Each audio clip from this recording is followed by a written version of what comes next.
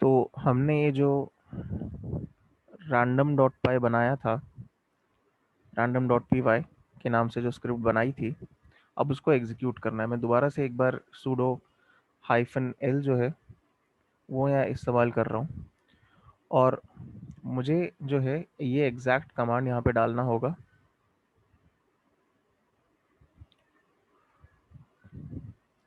तो क्या मैं करूँगा, sudo, अब क्योंकि मुझे ये रैबिट यूज़र की परमिशन से करना है, ना कि रूट, तो sudo हाइफन यू, मतलब कौन से, अगर किसी पर्टिकुलर यूज़र की परमिशन से करना है जो कि रूट नहीं है, तो उस यूज़र का नाम देना होता है। तो sudo हाइफन यू, और हाइफन यू के साथ, हाइफन यू के बाद वो जो यूज़र नेम है, तो यहाँ पे आएगा रैबिट, और उसके बाद ये पूरी चीज़ आ जाएगी।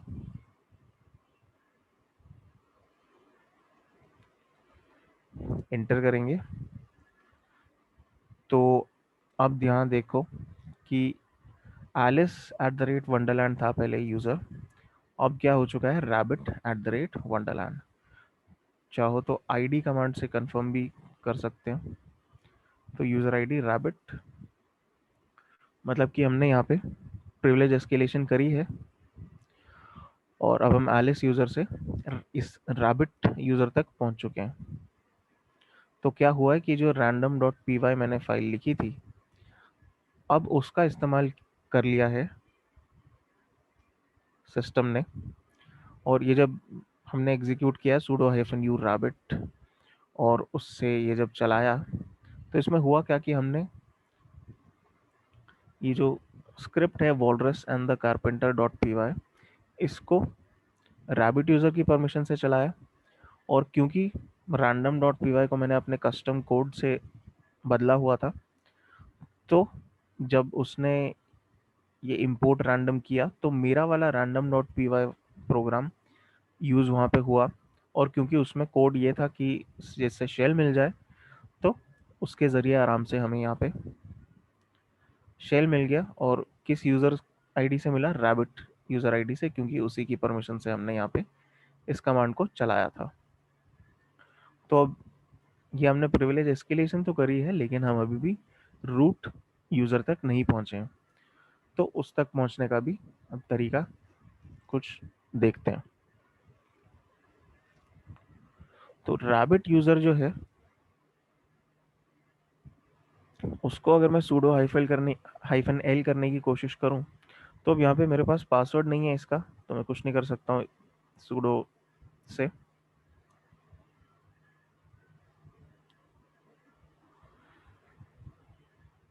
क्योंकि सूडो इस्तेमाल करने के लिए पासवर्ड चाहिए होता है करंट यूज़र का, तो वो मेरे पास नहीं है। तो कुछ और मुझे तरीका ढूंढना पड़ेगा। अभी भी हम जो है एलिस की ही डायरेक्टरी में, तो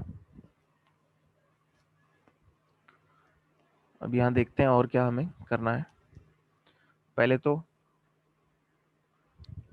होम डायरेक्टरी में जाते हैं, एलएस, और अब ये जो रैबिट यूज़र है इसकी डायरेक्टरी में जाते हैं।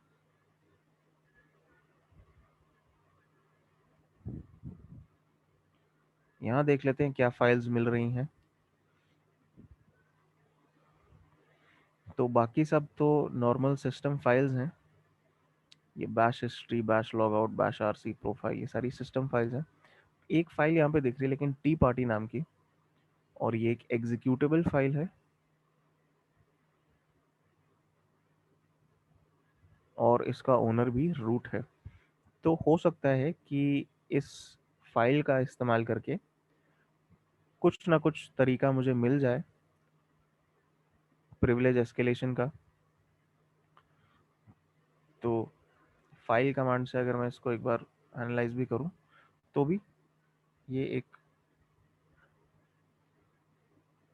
एग्जीक्यूटेबल के हिसाब से ही दिखाएगा, 64 बिट एग्जीक्यूटेबल है। और फाइल कमांड भी मुझे ये बता रहा है कि ये सेट यूआईडी भी है और सेट जीआईडी भी है। तो परमिशन देख के भी ये चीज़ पता चल रही है, सेट यूआईडी और set GID. Set GID simply set UID की तरह ही होता है, बस उसमें यूज़र की तरह ग्रुप की परमिशंस में भी ऐसा आता है।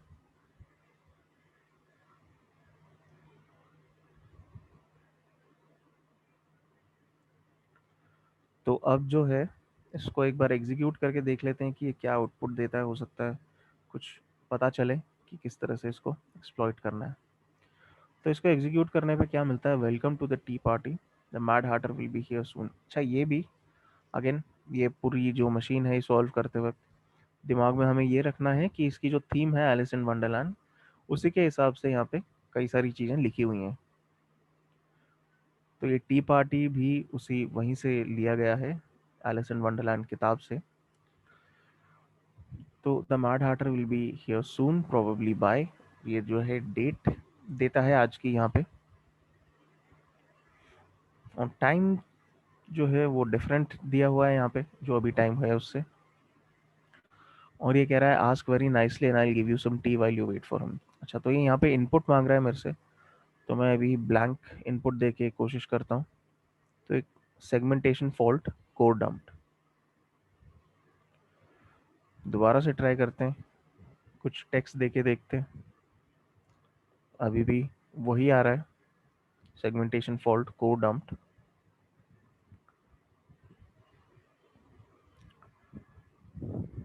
और अब इतना तो पता चल रहा है कि जो टाइम दे रहा है ये फिक्स नहीं है, वो करंट टाइम में से कुछ उस पर कैलकुलेशन करके उसके बाद वो दिखा रहा है।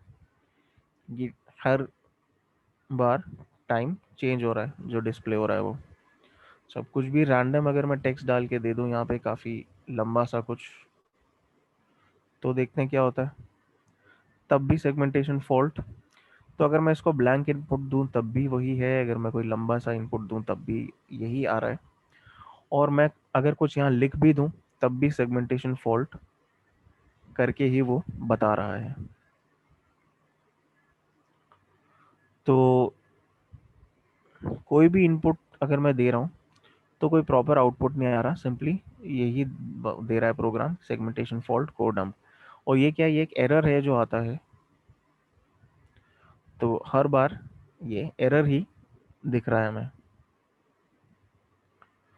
तो